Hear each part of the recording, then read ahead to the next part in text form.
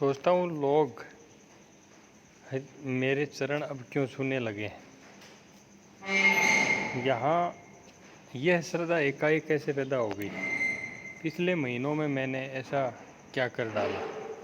तो लेखक ने हरिशंकर परसाई ने विकलांग श्रद्धा का दौर नामक जो रचना है उसमें व्यंग्य किया है कि लोग किस तरह से स्वयं को श्रद्धेय बनाने के लिए पाखंड रचते हैं। किस तरह से लोग खुद के नाम इस तरह से लिखते हैं कि चाहे ढोंगी ही क्यों ना हो, लेकिन लोगों को लगता है कि ये कोई बहुत बड़े महापुरुष हैं।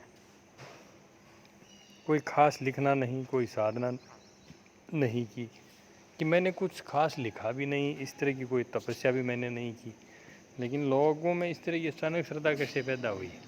समाज का कोई कल्याण भी नहीं किया, दाढ़ी नहीं बढ़ाई, भगवा भी नहीं पहना, बुजुर्गी भी कोई नहीं आई। लेखक स्वयं ही कह रहे हैं कि मैं न तो बूढ़ा हूँ, न मैंने भगवा पहना, न दाढ़ी बनाई, अर्थात मैंने साधु का जो वेश है उसको भी नहीं अपनाया है। फिर भी अचानक श्रद्धा कैसे बढ़ी। लोग कहते हैं ये वयोवृद्ध है और चरण छू लेते हैं। ये अगर कमीने हुए तो उनके कमीनेपन की उम्र भी 60-70 साल हुई। लोग वयोवृद्ध कमीनेपन के भी चरण छू लेते हैं, मतलब जो वृद्ध हो जाता है उसके चरण छू लेते हैं। मेरा कमीनापन अभी श्रद्धा के लायक नहीं हुआ है। इस एक साल में मेरी एक ही तपस्या है, टांग तोड़कर अस्पताल में पड़ा रहा हूँ। हड्डी जुड़ने के बाद भी दर्द के कारण टांग फुर्ती से समेट नहीं सकता। लोग मेरी इस मजबूरी का नाजायज़ फ़ायदा उठाकर झट मेरे चरण छू लेते हैं। तो देखिए, लोगों में जो श्रद्धा है वो किसी व्यक्ति के कोई गुण, कोई कृत्य को देख करके होनी चाहिए। लेकिन बड़ा उदाहरण दिया एक कि पूरे साल में इस तरह का कोई कृत्य भी मैंने, कोई कर्म भी नहीं किया। हड्डी टूट गई थी, अस्पताल में भर्ती रहा और उसके कारण थोड़ा सा देखने में वृद्धावस्था की सी स्थिति हो गई और लोग चरण छू रहे हैं। यही तो है विकलांग श्रद्धा। हड्डी जुड़ गई तो उसके बाद में दर्द के कारण टांग फुर्ती से नहीं समेट पाते हैं और लोग चरण छू लेते हैं।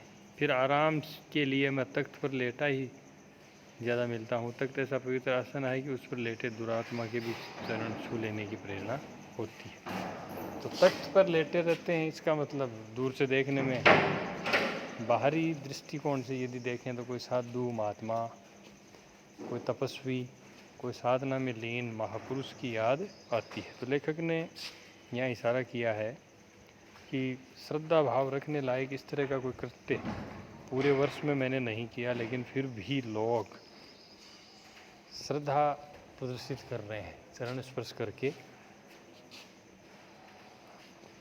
क्या मेरी टांग में से दर्द की तरह श्रद्धा पैदा हो गई है?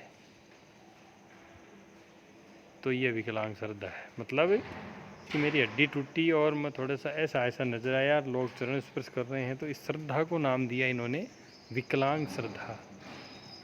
जानता हूँ देश में जो मौसम चल रहा है उसमें श्रद्धा की टांग टूट चुकी है। मतलब श्रद्धा जो है उसका कोई पैमाना नहीं रहा है। कुछ लोग खुद को श्रद्धेय सिद्ध करने के लिए तरह तरह के हथकंडे अपनाते हैं और कुछ लोग जो हैं वो बिना सोचे समझे ही श्रद्धा प्रकट कर रहे हैं। तभी मुझे भी ये विकलांग श्रद्धा दी जा रही है। लोग सोचते होंगे इसकी टांग टूट गई है, ये असमर्थ हो गया, दयनीय है, आओ इसे हम श्रद्धा दे दें। हाँ, बीमारी में से श्रद्धा कभी कभी निकलती है।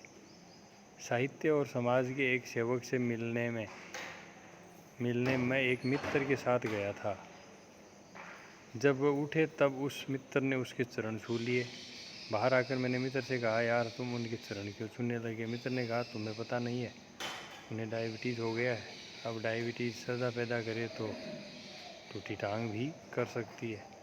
मतलब एक व्यक्ति की बीमारी हो गई और बीमारी हो जाने के कारण उन्होंने श्रद्धा दिखाते हुए उसके चरण स्पर्श कर लिए। और इधर लेखक जो कह रहे हैं कि टांग टूट गई तो लोग श्रद्धा दिखाने लगे, चरण स्पर्श करने लगे।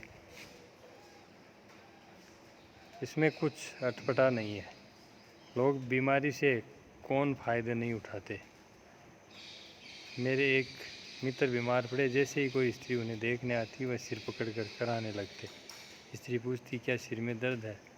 वे कहते हैं हाँ सिर फटा पड़ता है। स्त्री सहज ही उनका सिर दबा देती। उनकी पत्नी ने ताड़ लिया, कहने लगी क्यों जी, जब कोई स्त्री तुम्हें देखने आती है तभी तुम्हारा सिर क्यों दुखने लगता है। मतलब जो श्रद्धा है वो विकलांग हो गई। लोग चाहे व्यक्ति में श्रद्धा भाव प्रकट करने लायक एक भी गुण ना हो, लेकिन बाहरी हथकंडे इस तरह के हो गए कि कुछ लोग जानबूझकर स्वयं को श्रद्धेय सिद्ध करने के लिए तरह तरह के पाखंड करते हैं, या फिर उनका अलग कोई जो उद्देश्य होता है, मंतव्य होता है, उसके लिए भी वो स्वयं को श्रद्धेय सिद्ध करते हैं।